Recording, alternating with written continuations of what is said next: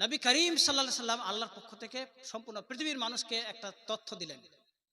সেই তথ্য হচ্ছে আদ-দুনিয়া ও মাতাউন ওয়া খায়রু মাতা'আদ দুনিয়া আল মারআতুস সালিহা। এই সম্পূর্ণ পৃথিবীটাই হচ্ছে ভোগ বিলাসতার একটা সম্পদ। পৃথিবীতে যা কিছু আছে সবই সম্পদ। আর যত সম্পদ আছে পৃথিবীতে সবথেকে দামি সম্পদ হচ্ছে আল মারআতুস সালিহা, নেক স্ত্রী, নেক মহিলা পৃথিবীর সবথেকে দামি সম্পদ।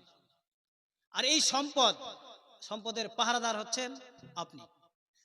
আপনি আপনার বাড়িতে যে মেয়েটা হয়েছে না, ওইটা মেয়ে না, ওইটা আপনার চোখে মেয়ে। আল্লাহর চোখে পৃথিবীর সবথেকে দামি সম্পদ ওইটা। আল্লাহ বলছেন যে সবথেকে দামি সম্পদটা তোমাকে দিলাম, কিন্তু তুমি নালায়েক, তুমি অযোগ্য, যে ওই সম্পদের রক্ষা করার মতো ক্ষমতা তোমার নেই, তোমার নেই।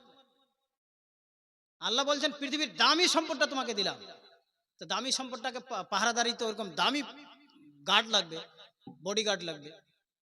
আমরা করলাম কি, দিয়ে দিলাম একদম হাই স্কুলে পড়তে, দিয়ে দিলাম কলেজে পড়তে, আর যখন বিয়ে দেওয়ার সময় হচ্ছে না তখন খালি চোখ মুখ খালি নুচ্ছে বাস। আপনি বিয়ে দিবার কথা বলছেন তার আগেই আপনার মেয়ে কোথায় সেট হয়ে পালিয়ে গেছে। আমার তো এখন যা শুনতে পাচ্ছি, যা বুঝতে পারছি, তাতে আমার মনে হয় না যে 95% মনে হয় ঠিক আছে, 99 বললেই মনে হয় ঠিক হয় না। 95%ই বলি, 95%-এর মেয়ের অবস্থা খারাপ। এর জন্য দায়ী অন্য কেউ না, না মেয়েটা স্বয়ং নিজেও দায়ী না, ওর জন্য দায়ী হচ্ছে তার পিতা। তার পিতা। আপনি কি ব্যবস্থা নিয়েছেন তাকে ওই সম্পদটাকে রক্ষা করার? আপনাকে বলেছিল বিয়ে পাস করিয়ে কি করলেন? বিয়ে পাস করিয়ে কি করলেন? আপনি নিজেও ডুবলেন, আপনার মেয়েটার জীবনটাকে অপবিত্র করে দিলেন। আপনার অলসতার কারণে আপনার মেয়েটার সারা জীবন ধ্বংস হয়ে গেল। আপনার মেয়েটাই আপনার কলার চিপে ধরবে, জান্নাতে যাবেন আপনি? অত সহজ? আল্লাহ আমার বাবা আমার রক্ষার ব্যবস্থা করতে পারেনি, একে জাহান্নামে ফেলো আগে। আপনার মেয়ে আপনাকে জাহান্নামে নিয়ে যাবে, আপনার মেয়ে নিয়ে যাবে, গলার টিপে ধরবে আপনার মেয়ে, ফেরেশতা লাগবে না সেই দিন। ফাজলামি পেয়েছেন? আল্লাহ বলছেন দামি সম্পদটা তোমাকে দিলাম, আর আপনি গাফেল হয়ে গেলেন। মেয়ের ব্যাপারে কোনো পাহারাদারি নাই। মোবাইল কিনে দিলেন আপনি, মোবাইলকে কোরআন কিনে দিলেন না, একটা চরিত্র গঠনের একটা বই কিনে দিতে পারলেন না, 16,000 আর 26,000 দিয়ে আপনি মোবাইল কিনে দিলেন। রেডি থাকেন জাহান্নামে যাওয়ার জন্য। আপনাকে কোনো পাপ কাজ করতে হবে না, কোনো পাপ করতে হবে না। সেদিন সবাই মিলে দেখব, সেদিন সবাই মিলে দেখব। আপনাকে বলেনি আপনাকে হাই স্কুলে পড়াতে হবে, আপনাকে বলেনি আপনাকে বিয়ে পাস করাতে হবে। বিয়ে পাস করালেন আর ব্যবসা বানিয়ে দিলেন আপনি, তার ট্রেনিং দিলেন আপনি, তার পাহারাদারি করলেন আপনি। সমাজ কলঙ্কিত হয়ে গেল আজকে। একটা মেয়ে ছটফট করে 10টা ছেলেকে ধ্বংস করে দিচ্ছে। আপনি ছেড়ে দিয়েছেন, 10টা ছেলের জীবন নষ্ট করে দিচ্ছে। কখনো ওইটার সঙ্গে, 2 মাস পরে ওর সঙ্গে, 3 মাস পরে ওর সঙ্গে, ছেলেদের মধ্যে এরকম বিবাদ সৃষ্টি তৈরি হয়ে যাচ্ছে। ও ওকে মারতে যাচ্ছে, ও ওকে মারতে যাচ্ছে, ওটা আমার প্রেমিক তুই কেন? এরকম করে সমাজের যুবকরা ওই নিয়ে ব্যস্ত আছে, ওই নিয়ে ব্যস্ত আছে। আপনি 10টার মধ্যে বাড়িতে রাখছেন, আপনার কথা শুনে না, মারতে পারবেন? আপনার বুকে লাত দিবে আপনার ছেলেটাই, লাত দিচ্ছে, লাত দিচ্ছে। কি পড়িয়েছেন, কি শিখিয়েছেন আপনি? খুব নাম করবে না, চাকরি পেল, চাকরির জন্য তো পড়িয়েছিলেন। দেখ ধর্ম পড়লে তো চাকরি হবে না, ওই জন্য তো ধর্মটা শেখাননি। চাকরি হয়েছে? চাকরি হয়েছে, আমাদের হয়েছে যারা খারিজি মাদ্রাসাতে পড়েছি। ধর্মকে সম্মান করেছে, আল্লাহ আমাদেরও সম্মান করেছে। আপনি অপমান করেছেন, আপনি ধর্মের শিক্ষা দেননি, আপনাকে ডুবিয়ে ছাড়বে এই পৃথিবীতে, অপমান করিয়ে ছাড়বে। এটা লানত আল্লাহ।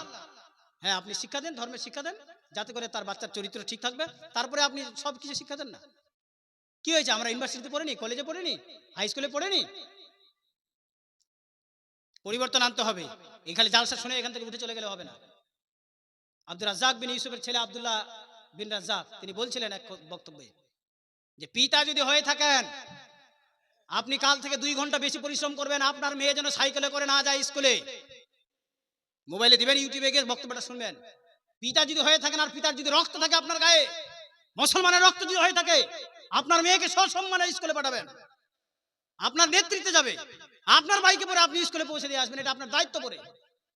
যদি পারবেন না, যেদিন আপনার সময় নেই সেদিন আপনার বাচ্চা স্কুলে বাড়িতে থাকবে আপনার। এগুলো ফাজলামি না? আপনার একটা মেয়ের কারণে সমাজের বিশৃঙ্খলা সৃষ্টি হয়ে যায়। সাবধান থাকবেন। পারলে আপনার নেতৃত্বে সুরক্ষিতভাবে পড়ার ব্যবস্থা করবেন। যদি রক্ষণাবেক্ষণের দায়িত্ব না নিতে পারেন, বাড়িতে মূর্খ করে রাখেন, কোনো যায় আসে না। বাড়িতে মক্তব রাখবেন, নিজে পড়াবেন, কোরআন হাদিস পড়াবেন, আলহামদুলিল্লাহ জান্নাত পাবে। ওই মেয়েটাকে আপনাকে তুলে নিয়ে যাবে, কোনো পণ লাগবে না। আপনি গ্যারেন্টি দিয়ে পড়ান যে আমি আমার মেয়েকে হাই স্কুলে পড়াইনি, আমি আমার মেয়েকে কোথাও পড়াইনি, আমার মেয়ে ইসলাম ধর্মের সব কিছু জানে, আমার মেয়ে কোরআন পড়তে জানে, বাড়িতেই থাকে।